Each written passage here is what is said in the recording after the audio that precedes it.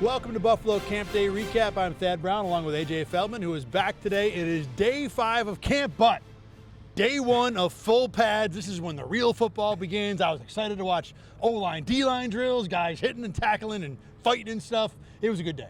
Yeah, everybody gets excited for it. We did not get the Sean McDermott. It's like waking up on Christmas, or he didn't talk about not being able to sleep last night. So maybe it's gotten a little old for him a little bit. But no, it's a fun day. You know, it feels like real football now. It looks more like real football. You can tell a lot more things before. I mean, you know, trying to watch a run play without any pads, like, okay, what are we doing here? But now, you know, the real evaluation period starts.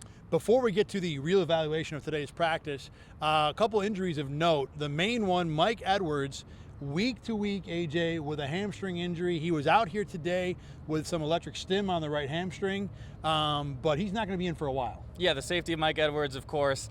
And that was, you know, he was a guy who in the spring, they said that they were trying to, you know, make him on the first team, but he was dealing with injuries there. So other different guys got some, you know, some work in his spot. Now, once again, can't stay on the field, dealing with a hamstring injury.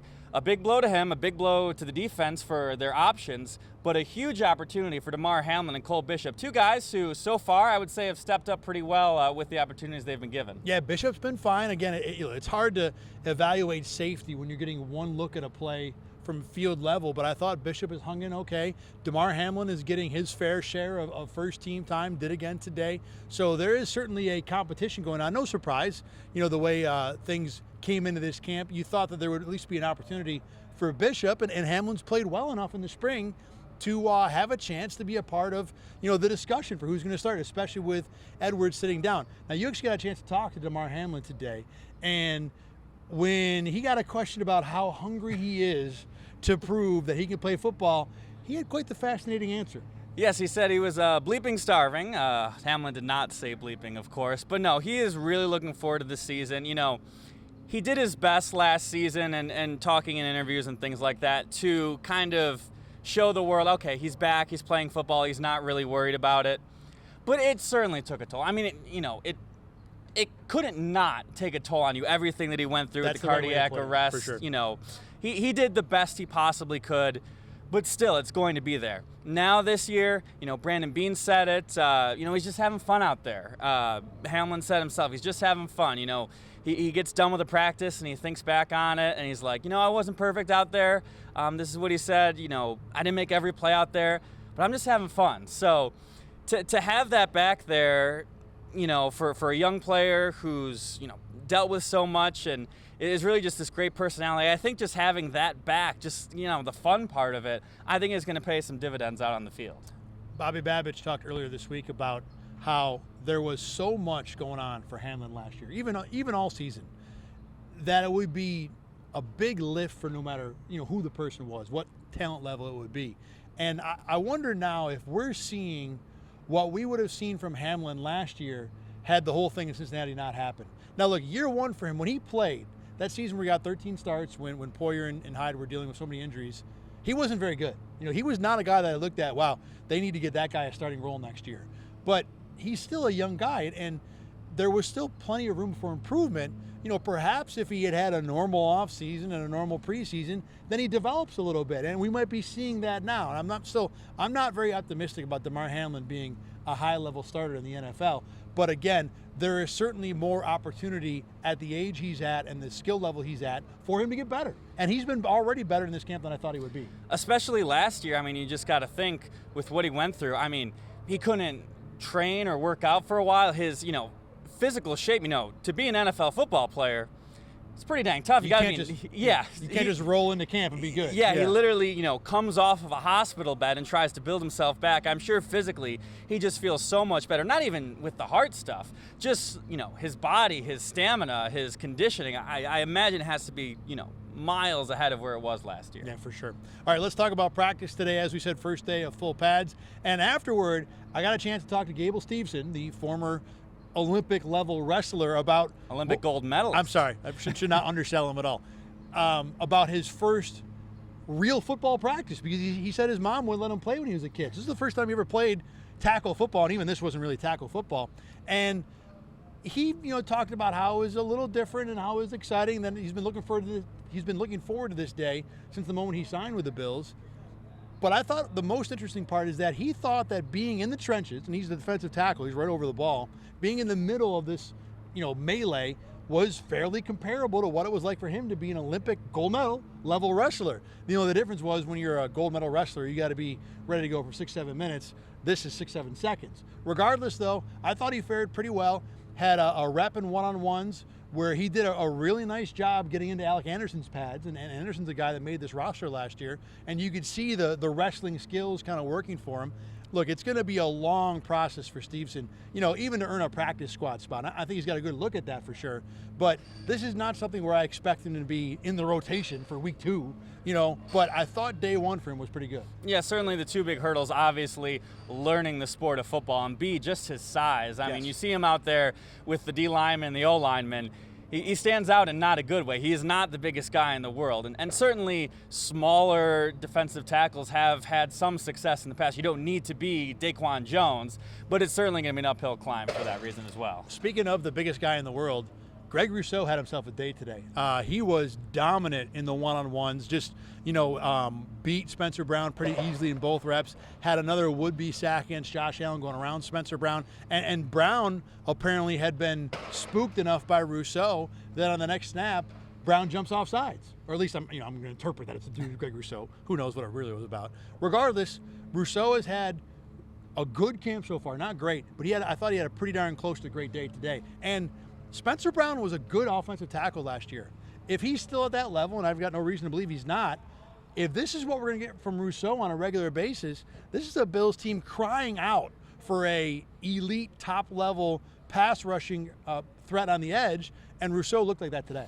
Yeah, the question for the edge rushers for the Bills are, they have a lot of B minus guys, B plus on certain days. Can they get a guy that, makes offensive line coaches' offenses plan around? Right now, on paper, they don't really have that. Von Miller could be that. If he regains his form, Greg Rousseau, if he takes that next step, sure, maybe, perhaps. So, good signs from Greg Rousseau so far. More from the good signs department. Terrell Shavers keeps making plays. Had a really good catch on a rollout pass from Josh Allen. Bills, as you might expect, did a lot of run stuff today because this was the first real day you could do run stuff. Play action pass, and the ball was slightly ahead of Shavers. Not a play you need to stretch out and lay out for, but he reached out, made a hands catch. It was a really solid play. He got, what would you say, 80 to 90% of his reps today were first team, something like that? Something like that, yeah. And talked to him afterward, seemed like a guy that's very comfortable in his skin, head down, I'm going to do the right thing, I'm going to say the right thing, and try and make a spot on this team. And if I had to rank the receivers right now, we talked about this a few days ago, we thought Shavers was leading the group of other guys beyond the top 5. To me, he might have passed MVS today and has certainly separated himself from the Hamlers, Shorters, and even Claypools of the world on this team. Yeah, and on that play where he rolled out and made that catch, you saw Josh Allen run right up to him and, give him a pat or whatever. So a big part about making this team is earning Josh Allen's trust, being a guy where, okay, Allen can throw you that ball and it doesn't have to be 110% perfect. He can still make that catch. So a big sign for him, and he doesn't seem out of place, that's for sure. He can, take multiple reps on the first team. He goes through his drills. You're not like, okay, this is, Tyrell Shaver coming out here. You don't notice him in that way. Yeah, exactly. Yeah. So I think certainly, MVS, I don't know if he's had a memorable play so far in camp. He's coming, we're keeping him in this roster just based off of name value alone. He very well could be. It's 5 days of camp. But no, he's had a really strong camp. There's a scenario right now with the way Shavers has played where Shavers takes MVS's role as kind of the backup outside guy, and then that sixth spot becomes a player who you need to be able to use in special teams. And maybe MVS doesn't make the team based on that. Shavers has been that good. Now he's got to keep doing it, because, we talked about this, a stalemate is a win for MVS. That means he makes the team. But he's been invisible, and Shavers is not, and Shavers is taking advantage so far. On the negative side, receivers-wise, and not too much of negative, but I thought Keon Coleman had a rough day. He had some trouble with the physicality of Jamarcus Ingram in 1v1s. He did make a catch from Josh Allen today, but it was one of those where I got it, like juggling all the way out and got 2 feet in. It was a catch, but it wasn't the kind of thing that makes you feel confident about his hands. Look, this was a step up for everybody, and he's a rookie. He hasn't been in this spot before ever at this level. So I don't think it's a thing to really worry about, especially considering how good he was the first 4 days before this. But today was definitely, on the roller coaster of any rookie's development, this was a down day for him. Yeah, but his down day wasn't super far down. So if this is the lows of his highs and lows of camp, I think that's a pretty good sign where, the first 4 days of camp, I think we've all been, very pleased with what we've seen out of Keon Coleman. You can't be perfect every day. Yeah. Also on the negative side, and boy, you were on this day one, and it has not gone away, the Connor McGovern snap issues. It has been pretty much every day. Yesterday there was a fumbled snap. Today there was a fumbled snap to go along with the shotgun issues, the low snaps that he had last week. I mean, we talked about it last week. That's a day. It's 2 days. It's not anything to worry about. We're at 5 days in a row now, or 4 or 5 at least, with not just 1 or 2. We're on to the second hand of number of snap issues that we have witnessed in practice. I mean, this is a capital T thing for the moment.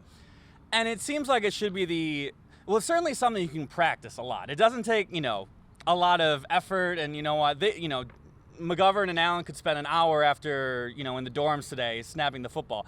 They could potentially easily fix this very quick. But no, this is now a thing that you have to worry about. You have to be watching because, Mitch Morse has just been, a pillar of consistency over the years. You really never had to worry about those snaps unless if it's the Minnesota Vikings at the 1 yard line. Where I think that was Josh Allen's fault, but whatever, yeah. Exactly.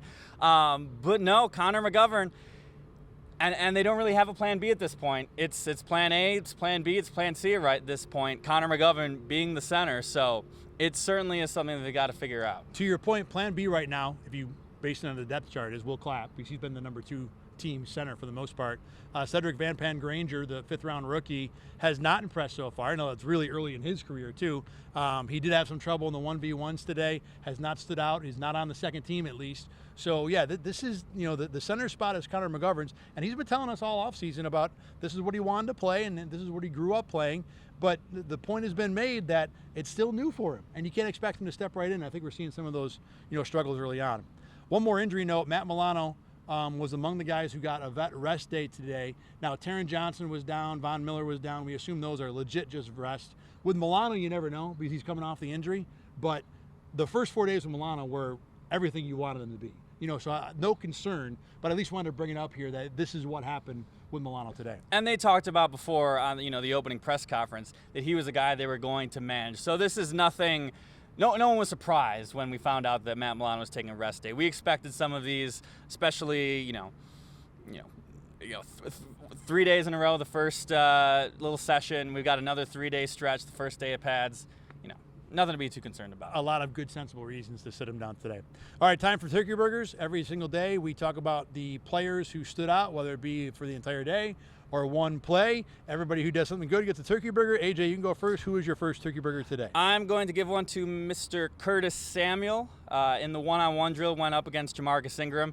I'll call it a little stutter and go. He kind of froze Ingram, toasted him right by him, and then he had to readjust in the air. A really nice catch, kind of jumping up for it. A really nice play from Mr. Curtis Samuel. Samuel has not been a loud contributor during camp, but I was watching him today and thinking, whereas MVS has been invisible, Curtis Samuel's just been quiet, but in a good way. He's doing what you expect him to do. He's productive. He's out there, and people are noticing him, I think, to a degree. My first turkey burger is going to be to Gable Steveson, who I thought, first time ever in a practice with pads. I mean, keep in mind, if you at home have watched the NFL and thought, wow, what would it be like to play? He basically lived that today, and he hung in. Again, had a good rep in 1v1s, didn't look out of place. I thought he made another play in the team drill. You never know with full tackle, guys are pulling up all the time. But I thought for day one, he was pretty solid. I'm going to give one to Darrington Evans. He had a really nice run, followed his blocks for a touchdown. there's a lot to be said about whether or not some of these running plays go for touchdowns. This was a legit touchdown. It would have gone, to the house. So Darrington Evans, give him my turkey burger. Greg Rousseau, too good not to get a turkey burger today. It wasn't any one play. It was just, top to bottom, contributions, winning, beating starters, just looked too good. A no-brainer turkey burger for me. And I'm going to give one to Kyrie Elam. In those one-on-ones, was kind of fighting with Justin Shorter for a ball. Shorter seemed like he had it for a second. Elam just kind of snatched it right from him and got the interception. A nice play from Elam there. Elam again getting a whole lot of time with the ones. My last turkey burger, Byron Brown, the reserve corner. Really nice play to knock a ball away from Keon Coleman. This was with Mitch Trubisky throwing on this play. Could have been an interception, but really good coverage and worthy of a turkey burger for sure. Kyron Brown. Oh, my bad. Sorry, Kyron Brown. Did I say Byron? Yes. That's it. Former mayor of Buffalo. Current mayor still. All right. He's been there for a while. Politics are on everybody's mind these days. My bad. As always, you can watch Buffalo Campday Recap at rochesterfirst.com, on YouTube, and wherever you get your podcasts. Most of the time we pronounce the names correctly. I will try and do better tomorrow. Bill's back at it tomorrow morning. Full pads, I would assume. Day 2 of that, day 6 of camp, and actually the halfway point of camp already is tomorrow. 6 practices out of 12. For AJ Feldman, I'm Thad Brown. Thanks for watching and listening. We'll see you here tomorrow from St. John Fisher.